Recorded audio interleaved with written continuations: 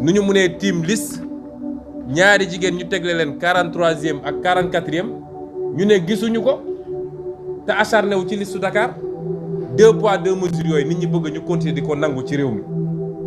bu dul woon tey vigilance su Déthié Fall dem jël temps xool man bi ma wooyee wax ma ko moom ak Khalifa dama ko ne est-ce que Rokhaya du góor wala Maimouna du góor ndax loolu mënul ne ndax loolu day am léeg-léeg gis nañu ay góor yor jigéen turu jigéen wala jigéen yor turu góor mu ne ma xaaral maa ngi jël dossier individuel yi pour vous dire que du lii mënatuñ ko wëlbati parce que boobu ñoom xamuñu moom li mu doon xool lan la mu ne xaaral ñu ngi may jox dossier individuel yi bi mu jëlee dossier individuel ba jël référence yi xam nga bu ñu nee Maimouna Rokhaya Ndaw fille de Maimouna Ndiaye fille de kooku moom amatul lu ñuy lam-lame kon ñii sérieux wuñu dañuy tappale dañuy jël liste Benno Bokk Yaakaar jàllale ko d'office daal di acharné wu ci liste nag opposition bi di xool ban virgule moo manqué moo tax keroog wax naa ko administration bokk na ci ñett yi ma lim keroog ne suñu moytul ñooy taal réew parce que nit ñi mën nañu continuer di subir comme ça lu neex Macky Sall neex na leen amul loi amul règlement loolu du yoon ñetteel bi nag mooy lii lan la firnde li mu firnde mooy Benno Bokk Yaakaar yaakaaram tas na mënul am liste nationale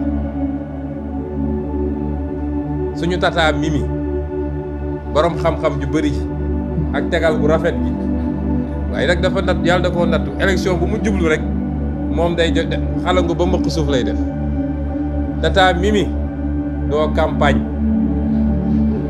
bàyyi ba beneen loolu la firnde te gisuma lu ko mun a sauver on accélère ak Mimi ngi ñëw ak dara mënu koo sauver beneen élection rek loolu moom dafay leer nañ ñi leen di layal lenn ci société civile bi nga xam ne dem nañ ci télé yi ne déedéet liste Dakar baaxul waaye liste Benno Bokk Yaakaar baax na te Sénégal nag politicien moo fi gën a sonn politicien moom ñëpp mën nañ ko critiquer waaye moom amul droit critiquer kenn ku jóg ne politiciens yi ku jóg dem ci télé bi ne man xam naa waaw politiciens yi Benno Bokk kii Yewwi Askan waru woon def lii nangam koo ci ne nag yow xoolal sa bopp mu yuuxu dëkk bi yëpp ñooñu ci société civile bi di leen layal fu ne ñu wër di leen défendre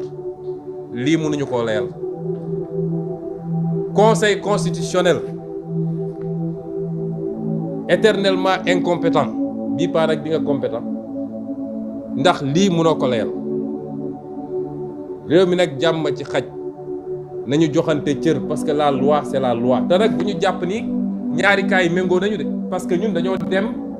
pour corriger avant le contrôle loi may ñu ko ñoom nag lii après contrôle la mënatuñu ko bu essayer na sax ni di def parallélisme parce que njublang boo xam ne toujours nu ñuy def ba créer le doute ci boppu sénégalais la ñuy def ñaari bokkuñu loi dafa ne avant ñuy def contrôle bi lii mën na ne mais bu ñu defee contrôle ba ne validé nañu mënatoo dellu si di def rectification Déthié nenam bi muy génn foofu ñi ngi gis seen mandataire bi di daw si xëqat di dugg si xam naa ñoo ko ne ko njaaxum am na de gars yi am na lu ñu gis Benno Bokk Yaakaar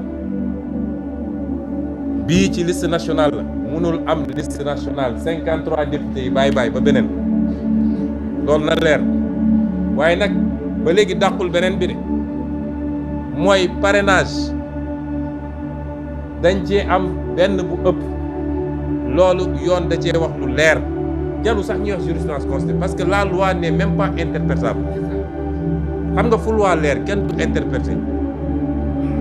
dañ ci am benn bu ëpp tata mi wax na ko nee na dañ leen bëggoon woon sax moo tax ñu yokk ci benn moom xam na ni su doon loolu dañ ci yokk téeméer wala junni waaye dañ ci yokk benn daf leen rëcc looloy dëgg ci kon conseil constitutionnel liste nationale kenn waxatu ko l'ensemble des listes de Benno Bokk Yaakaar nañu wax ils ont un parrain de plus ils ne peuvent pas compétir lii nag mooy dëgg ji kon